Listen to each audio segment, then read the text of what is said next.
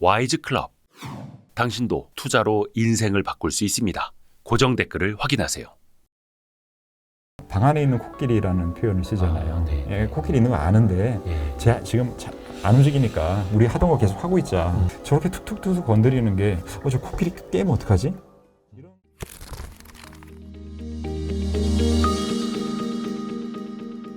근데 그 올해 주식시장 굉장히 좋습니다. 예, 좋습니다. 2,600도 넘어서고 근데 많은 전문가들이 특히 이제 증권사들도 항상 뭐 의무적으로 또 시장 전망하라고 하니까 그렇죠. 이제 하는데 네.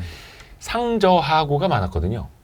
그랬던 것 같아요. 근데 이제는 이거 최소한 상저는 아니고 네. 상고. 네. 근데 하 뭐가 될 것이냐. 네, 네. 이 여기서부터 또 전망은 항상 또 어려워지잖아요. 제가 기억하기로는 그 유한타증권에서는 상고하저를 얘기했던 것 같고, 예. 그 당시에는 굉장히 다른 콜이었죠. 네. 그랬던 걸로 기억하고 대부분은 다 이제 상저하고를 얘기하셨던 것 같고, 네. 지금 상황에서도 계속 하반기가 좋다고 하는 분들의 숫자가 지금은 최근에 늘어났죠. 네. 아무래도 주식시장이 좋다 보니까 네. 이게 특히 우리나라만이 아니라 이제 뉴욕에서도 그래서 네. 사실 이제 글로벌 금융들은 다 연동돼 있잖아요. 네. 때문에 저희 나라의 의견도 중요하지만 미국이 안 되는데 한국은 돼 이런 장은 거의 확률이 너무 작잖아요. 그러니까 미국 시장의 의견이 어떻게 바뀌느냐를 저는 이제 계속 유의 깊게 보는데 네. 지금 최근에 베어들이 다 항복하는 그러한 의사결정들이 되게 많이 나왔어요. 뭐 대표적인 게 골드만삭스인데 그러니까 약세론을 펼치던 데들이 네. 두 손 두 발 드는 거죠, 이제. 그렇죠. 네. 네. 그래서 이제 타겟을 올리는 거죠. 예. 그래서 그 현상들이 되게 많이 발생을 했고 여전히 이제 그 조심스러운 의견을 가진 분들은 의견을 굉장히 자주 안 바뀌는 그러한 분들, 논리적으로 굉장히 더 많이 다른 분들보다 강한 논리를 쓰시는 분들만 베어론 조심스러운 신중론자로 남아 계세요. 네. 그래서 그런 상황에서 이렇게 뷰가 사실 저는 그거는 있는 것 같아요. 연초나 작년에 그 뷰가 서로 많이 충돌할 때 작년 10월 달에 시장이 안 좋았잖아요. 네.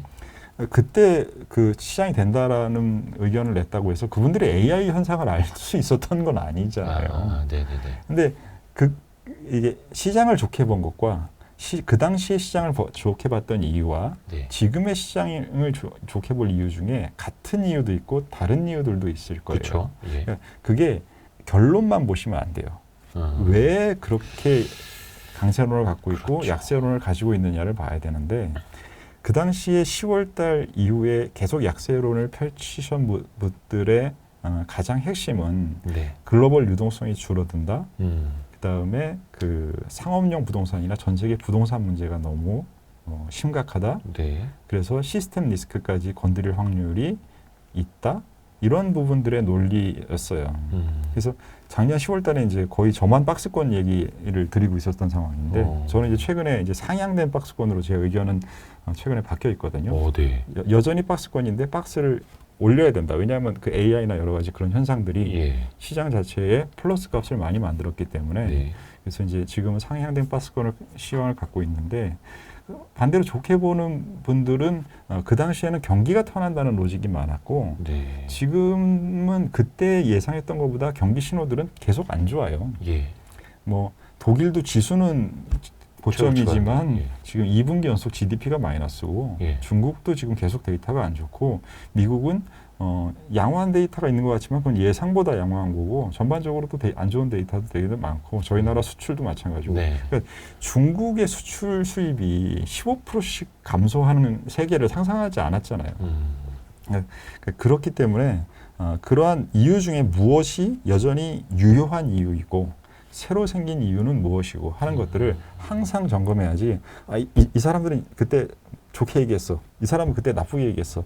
그것만 팔로우 하시면 안 돼요. 그렇죠. 거기에서 네. 단내림 효과로 딱 그것만 기억해요. 네, 저 사람이 네. 분명히 2,500일 했는데. 네, 그거는 하나도 중요하지 않아요. 그때 왜 안 좋다고 했고 왜 좋다고 했고 지금은 왜 또 여전히 좋고 안 좋다고 하는지 어떤 이유 때문에 의사결정을 바꿨는지 그런 것들을 계속 팔로우하지 않으면 그냥 아까 전에 얘기했던 정보 듣고 야 무슨 기업이 좋대 돈 번대 이렇게 한 거랑 그거보다도 더 의미 없는 그 에너지를 쓰면서 이런 투자 의견을 시황은 따라다니시는 거예요. 특히 시황은 논리 싸움이지 정보 싸움이 차지하는 비중이 적어요. 그러니까 이게 논리 구조를 잘 짤 수 있느냐에 대한 사고 방식을 파악하는 게임이기 때문에 네. 이 게임에서 이유를 모르는 상태에서의 타겟은 아무런 의미가 없이 쓸데없이 시간만 낭비하시는 거예요. 이런 거 신경 쓰시는 거예요. 시황은 논리 싸움이지 정보 싸움이 아니다. 네. 그래서 항상 뭐 상고하저든 상저하고든 네. 상고하고든 결론만 보지 말고 그 논리 근거. 그러니까 상저하고를 상고하고 혹은 상고하저로 바꾼다 한들 그 배경들이 어떻게 달라졌는지를 봐야 된다. 네, 그렇죠. 그러면은 제 생각을 말씀드리면 네. 저는 박스권으로 계속 말씀드리다가 지난달에 박스권을 한 15% 정도 상향시켰거든요. 예. 그래서 이런 박스를 보다가 약간 이런 박스로 바뀐 거예요. 네. 이 이유는 일단은 IT에서 발생한 AI 현상이 네. 이것은 진짜이기 때문에 진짜면 진짜로 좋은 일이 발생을 하면 기존보다 올려줘야 되는 거잖아요. 네. 근데 기존보다 올려주는데 이렇게 올려주지 않고 박스의 형태로 여전히 박스를 유지하는 건 시장을 누를 수 있는 위험 요소들도 여전히 달라지지 않고 남아있는 것들이 여전히 있어서 그렇습니다. 네. 그런 것들은 말씀드렸던 전 세계 부동산, 미국은 상업용이 문제고 우리는 주택이 문제고 영국도 주택이 문제거든요. 예. 영국 같은 경우에는 특히 작년 10월 달에 런던에서 여러 가지 사태가 안 좋게 나면서 시장의 하방을 만드는데 굉장히 중요했던 지역이에요. 네. 그때 이제 그 연금에서 투자하고 있던 채권에 레버리지를 썼던 것들이 문제가 된 것들이 있었고요. 네네네. 그리고 모기지도 지금 영국의 부동산 시장은 굉장히 좀 어렵습니다. 근데 지금 최근에 영국의 금리가 그때의 금리보다 더 높아져 있는 거 혹시 아세요? 영국의 금리가요? 네, 영국 10년물 금리가 그 당시보다도 지금 더 높아져 있어요. 오. 그러면 그 당시의 문제를 지연시키고 해결하지 않았다면 지금 또 문제가 되고 있는 상황이 될 수 있는데 네. 최근에 영국의 대형은행들이 모기지를 안 받기 시작했어요. 아, 그래요. 예, 위험도가 높다고 판단하는 것 같아요. 네. 그런 상태에서 지금 금리가 더 올라갔어요. 그러면 구조적으로 바뀌지 않은 문제 중에서 현실적으로 그거를 대응하는 방식이 더 타이트해진 곳들이 나타나고 있어요. 그럼 이 부분이 뭐 미국의 상업용 부동산도 그게 없다고 할 수가 없고 네. 여러 가지들의 문제들이 있는 부분들이 있기 때문에 그냥 계속적으로 올라간다라고 하기에는 그게 말씀하셨던 대야상고하고 로직이 나오는데 네. 지금 설명드린 이런 내용들이 있기 때문에 상고하고 로직을 만들기는 어렵다는 거죠. 근데 이 말인즉슨 뭐 상업용 부동산이나 네. 뭐 영국의 금리라든지 여러 가지 문제들이 해소가 되면 네. 뭐 더 높아질 수도 있는 거고 그때는. 그럴 수도 있죠. 그렇죠. 그래서 상황이 우리가 변하면. 논리를 봐야 된다. 근거, 그렇죠. 배경을 봐야 된다라는 거고. 네. 한 가지 또 여쭤보고 싶은 거는 이제는 영국이 네. 뭔가 글로벌 금융시장에서 이제 메이저 플레이어가 아니기 때문에 네, 네. 야, 니네 뭐 상업용 부동산 깨지든 말든 니네 터지든 말든 우리 신경 안 써. 우리는 나스닥이 있어. AI가 있어. 뭐 이렇게 또 갈 수도 있잖아요. 그게 바로 세상이 다 연결돼 있는데 예. 세상이 연결돼 있는 거를 연결돼 있지 않다고 생각하는 그게 단순계거든요. 단순했습니다. 이 복잡계에는 모든 게 다 연결이 돼 있는데 물론 연결이 10의 강도로 연결돼 있다가 5의 강도로 줄 수는 있어요. 예. 그게 바로 중국이 저 정도의 GDP나 수출 수입 데이터가 나오면 예전에 10년 전이었으면 아마 전 세계는 주시장이 30% 빠졌을 거예요. 근데 지금은 안 그런 게 미중이라는 구조가 지금 탈세계화로 구조가 두 개의 블록으로 바뀌는 걸 사람들이 다 인지하고 있기 때문에 네. 뭐 저럴 수 있는 거잖아. 이렇게 생각이 되니까 지금 그 데이터를 그렇게 심각하게 받아들이지 않을 수 있는 거고 말씀하셨던 영국도 브렉시트라는 과정을 통해서 유럽과 글로벌 금융시장에서의 기존보다의 중요성이 떨어진 건 맞습니다. 네. 그리고 그 부분들의 많은 금융회사들이 파리로 옮겼고 네. 파리로 옮긴 것들이 저는 일정 부분의 독일과 프랑스 주식의 매우 강한 상승세의 일정 부분은 이유도 있다고 생각하거든요. 네. 왜냐하면 중요도가 그쪽이 더 올라갔으니까. 네. 그렇기는 해서 지금 유럽을 봐도 영국 주식 시장이 제일 약해요. 그래서 그런 부분들을 갖고 있는 거는 맞는데 하지만 얘네들이 갖고 있었던 이 부동산에 대한 문제는 굉장히 글로벌 전체적으로 잠재적인 위험 요소를 잘못 건드리면 그러면 굉장히 사이즈는 너무 큰데 이걸 어떻게 가격에 반영돼야 될지를 모르겠어서 왜냐하면 이 얘기를 해버리면 모든 금융시장이 다 안 되는 로직밖에 안 나오니까 일단 얘는 좀 빼놓고 이런 식으로 저 프라이싱을 해놓는단 말이에요. 시장은. 그게 그 방 안에 있는 코끼리라는 표현을 쓰잖아요. 네. 예, 코끼리 있는 거 아는데 예. 지금 안 움직이니까 우리 하던 거 계속 하고 있자. 이거란 말이에요. 네. 근데 저렇게 툭툭툭툭 건드리는 게 저 코끼리 깨면 어떡하지? 이런 생각을 하는 가격 움직임이 보이는 거죠. 그러니까 이게 또 이제 혹자가 뭐 저처럼 단순한 사람들, 단편적으로 듣는 사람, 분명히 오종태 이사가 와이스트리 나와가지고 영국 부동산 문제 심각하다고 저것 때문에 이제 증시 무너질 수도 있다라고 생각하면 큰일 나고, 근데 이게 방 안에 있는 요인을 코끼리인데, 파악하고 있어야 된다는 거죠. 네, 방 안에 있는 코끼리인데 네. 그 방이 뭐 와이스트리 스튜디오만 할 수도 있는 거고, 네. 이게 뭐 거대한 저택일 수도 있는 거고, 뭐 그렇죠. 네버랜드만 할 수도 있는 거니까 그렇죠. 그 비중을 얼마만큼 둘 것이냐 항상 유동적으로 생각을 하고 파악을 하면서요. 네. 맞습니다. 이게 단순하게 들으면 또 위험해지기 때문에. 그렇죠. 근데 이것도 종합적으로 보고 나중에 이 비중이 줄어들면은 더 시장에 대한 뷰는 더 상향이 될 수도 있는 거예요. 칠판 한번 쓸까요? 예, 그럼요. 제가 기다리고 있었습니다. 이거 어떻게 저희가 이 네. 큰 돈 투자를 했는데 안 쓰고 계셔가지고. 아까 전에 초반부에 설명드릴 때 모든 이렇게 이론들이 안 먹히고 있으면 네. 그 이론들에 대해서 뭔가를 자기만의 생각을 만들어야 된다라는 말씀을 드렸잖아요. 네네네네. 그렇듯이 이 이론들이 기존보다 더 잘 안 먹히고 있다라면 그건 뭔가 이 이론의 세팅 방식이나 아니면 그 이론이 만들어진 가정에 예전과 달라진 부분이 있어서 네네네. 이 이론을 다시 가정 차원부터 재검토해야 되는 그런 일들이 있을 거예요. 네. 현대 금융 이론 모든 이론들은 정규 분포를 가정으로 만들어져 있어요. 현대 모든 금융 이론의 이 분포와 값의 모든 계산에는 네. 다 정규 분포입니다. 모든 게 다 이 정규 분포로 돼 있단 말이에요. 그래서 이제 원식, 이 색깔이 정말 아까 말씀하신 대로 이렇게 되면 와 신기하다. 이거 저희가 이거 AS 받아야 됩니다. 네, 갑자기 색깔이 지 맘대로 변해가지고. 그래서 이게 인공지능 아닙니다. 인공지능. 중요한 거 노란색으로 지가 인식하고 이런 거 아닙니다. 신기하다. 그래서 이 가운데 부분에 네. 대부분의 확률값이 모여 있는 예. 이런 분포가 정규 분포잖아요. 네. 그리고 이 끝 쪽으로 갈수록 이쪽은 되게 얕아지잖아요. 네, 예, 네. 작동을 제대로 하네요. 네. 근데 지금 세상이 이 분포값이 팻테일이라는 것을 계속 수도 없이 들으셨을 거예요. 네네네. 유튜브만 틀어도 무엇은 롱테일, 팻테일 이런 것들에 대해서 위험한데 알 수 없는 사고들이 많이 났다 이런 얘기를 수도 없이 들으실 거예요. 네네네. 그렇죠? 그럼 그 얘기는 테일 쪽이 높아졌다라는 얘기예요. 테일 쪽이 높아져서 이 폭이 이만큼이 됐다는 거죠. 요만큼이었다가 이렇게 변화했다는 거잖아요. 네네네. 그러면 이만큼의 변화된 이 값만큼 이 모든 금융 이론은 지금 아직도 이 부분을 반영한 이론이 없어요. 네네네. 그래서 다 여기서의 안정도나 이런 부분을 높게 평가하고 여기는 과대평가하고 예. 여기는 과소평가하고 있는 모델이란 말이에요. 예. 이것을 아직 학자분들이 바꿔놓지 않았어요. 금융이론 전체적으로. 예. 그래서 이 구조를 얘기하고 있는 유명한 사람들이 예를 들면 나심 탈레프가 예. 유명한 분이고 네네네. 그 전에는 소로스가 가장 조지 소로스가 조지 소로스가 이 방식을 써서 학계나 이런 사람들한테 저 양아치 이상한 놈 알지도 못하는 놈이 떠들어 이런 얘기를 계속 들었는데 누가 돈을 벌었어요? 그분들이 돈을 벌었잖아요. 네. 이 부분들의 이게 실제가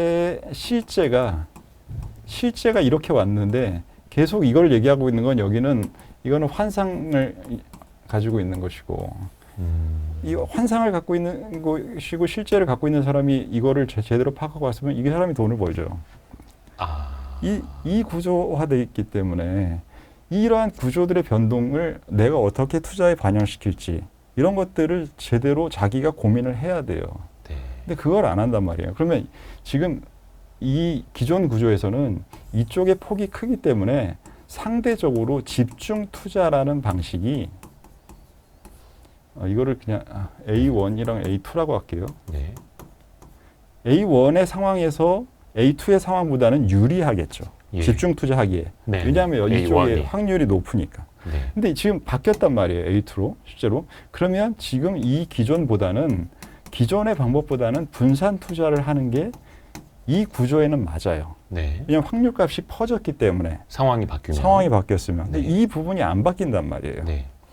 안 바뀌면 기존보다는 분산 투자를 하는 것들에 대한 방식의 중요도가 올라가야 될 거예요. 예. 이런 것들을 원리적인 것부터 자기가 검토를 해야 되고 말씀드렸던 나심 탈레프의 책에 다 설명이 돼 있어요. 예. 20년 전부터. 네네. 근데 그거를 안 받아들이는 거예요.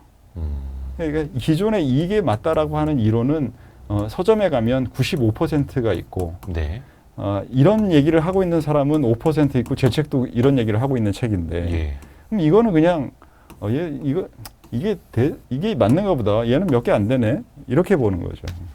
예, 지금 이제 실제로 상황이 이렇게 변했다, A2로 변했다라는 네. 말씀이신지 혹은 이렇게 변할 때 생각을 바꿔야 된다라는 메시지이신지. 이미 변했죠. 이걸 이렇게 변한 이유는 네. 정보가 움직이는 방식의 속도와 예. 양이 엄청나게 빨라졌잖아요. 예. 그렇기 때문에 이 정보와 속도를 바꾼 것은 이거는 과학기술이 바꾼 거잖아요. 예. 이 과학기술이 바뀐 것이 한쪽으로에 대한 쏠림이 아니라 이 구조 자체를 바뀌었단 말이에요. 아하. 이 과학의 영향으로 와서 이 함수값이 바뀐 겁니다. 근데 이 부분을 바뀐 것을 아직도 여기서 경제 이론은 여기를 얘기하고 있는 거예요. 아직도. 그러니까 이것만 보고 얘기하니까 안 먹히는 거죠. 그래서 이런 상태가 되면 자기의 포트폴리오를 기존에 예를 들어서 기존에 이런 식으로 짜는 분이 있다라고 하면 네. 뭔가 이런 식으로 이렇게 바꿔야 되는 거죠. 이런 식으로. 이 네모에서 약간 이빨 같은 동그라미로 이런 식으로 바꿔야 되는 거죠. 저기 A1과 A2가 뭐 네. 기대 수익일 수도 있는 거고 리스크일 수도 있는 거고 거기에 적용을 시켜서요. 그 금융자산의 가격 움직임이라고 하면 되겠죠. 네. 금융자산의 가격 움직임. 네. 가격 근데- 움직임 그다음에 뭔가 기존에 생각했던 거와 동일한 예상대로 네. 벌어질 확률값 뭐 이런 거겠죠. 통계값. 근데 저게 너무 기존의 사고대로 정규 분포를 생각해서는 안 된다. 네. 근데 여기 모든 이론들이 다 이걸로 돼 있어요. 기존의 이론은 다. 우리가 저도 경제학과인데 경제학과를 네. 나왔는데 그 당시에 다 이걸로 배운 거예요. 그래서 이건 현실이 아닌데 저는 이렇게 생각해. 좀 예시를 들어 주실 수 있을까요? 뭐 이렇게 A1에서 A2로 변한 어떤 현재 세상? 정보의 이제 전달 속도가 빨라졌고 양도 네. 많아졌고 균등해졌고. 그러니까 원리적으로는 뭘 보시게 되냐면 인간의 이해가 네. 이만할 때는 네. 인간의 이해가 이만할 때는 이 안에서 우리가 이것을 알고 있다라고 알고 있는 부분. 네. 그다음에 이만큼은 여기는 약간 모르는 부분. 네. 이 정도의 세상이었는데 네. 경제라는 관점에서 네. 그래서 요걸 가지고 이론을 만든 거예요. 예. 근데 과학이 계속 발전하면서 이 영역을 이렇게 키워버린 거예요. 아. 과학이 원자의 구조, 우주의 구조, 이 네. 모든 것들이 다 지금 계속적으로 바뀌어가지고 왔잖아요. 예.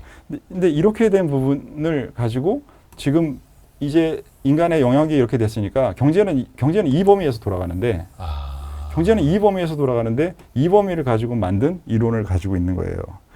좀 더 자세하게 설명을 드리면 그래서 이 당시에는 이 과학에 이게 없었잖아요. 과학에 이 범위가 없을 때 그러니까 경제도 이만하고 과학도 이만했을 때 네. 서로 비슷했다는 거죠. 예. 그러니까 이때의 상황에서 예. 1600년대예요. 이 1600년대에 이 비슷한 상황에서 뉴턴과 라이프니츠가 네. 현대 과학을 만들면서 이 현대 과학을 가지고 미분이라는 수학 방식을 넣어서 네. 이걸 세팅을 해서 경제 이론이 만들어졌단 말이에요. 네. 국부론도 다 이런 부분에 들어가고 애덤 스미스. 네. 이때 만든 것들을 1600년대에 만든 걸 아직도 쓰고 있는 거예요. 이때 만들어진 방식이 이 정규 분포를 가정을 하고 있어요. 왜냐하면 모르는 것의 비중이 그렇게 크지 않거든요. 예. 근데 이게 계속적으로 커지면서 지구가 둥글다, 우주가 어떻게 생겼다 이런 것들이 계속 이렇게 커진 거잖아요. 과학이. 네네네네. 과학이 이렇게 키워놨는데 그럼 이 과학이 커지는 과정에서 이해된 방법들 이 모든 것이 다 서로 연결돼 있고 희한하다. 양자 물리학이 나왔고 네. 이러한 것들이 하나도 지금 안 들어가 있는 상태예요. 이것들이 왜냐하면 연결이 더 커지기 때문에 영향을 주고받는 게 옛날보다 더 많아지겠죠. 예. 영향을 주고받는 게 많아지면 이 값이 올라가는 거예요. 이 값이. 네네네. 왜냐하면 이 기존에 영향이 작았던 부분이 커지면서 끝단에서 일어날 수 있는 것들의 확률이 올라가 버리는 거니까. 드문 케이스에 주는 영향이 커지는 거예요. 왜냐? 연결이 많아졌기 때문에. 그러니까 이런 것들에 대한 구조를 가지고 이 세팅을 다시 한 사람들이 아까 말씀드렸던 소로스나 제가 나심 탈레프 얘기했죠. 네네네. 나심 같은 분들이 이거를 계속적으로 지금 한 50년, 30년 이렇게 계속 얘기하시는 거잖아요. 저도 껴주시면 한 2년, 3년 얘기할게요. 네. 예. 이런 식으로 얘기를 하고 있는 건데 이 부분에 대한 세팅값이 없어요. 기본적으로 가장 중요한 부분은 인간이 연결을 더 이해한 부분이 경제에서는 되게 중요해요. 이 함수 관련돼서는. 과학으로 인해서 이제 우리가 경제를 생각하던 범위도 더 넓게 따져봐야 되는 거고 그게 연결이 되어 있고 또 상호 간의 영향도 계속 더 주고받고 커지고 있고 예, 주는 경우. 그게 조지 소로스, 나심 탈레브 그리고 오종태 이사님의 이제 연결되는 뭐 비슷한 얘기를 하는 거죠. 예. 제 요거는 좀 반복해서 들어야겠습니다. 오호.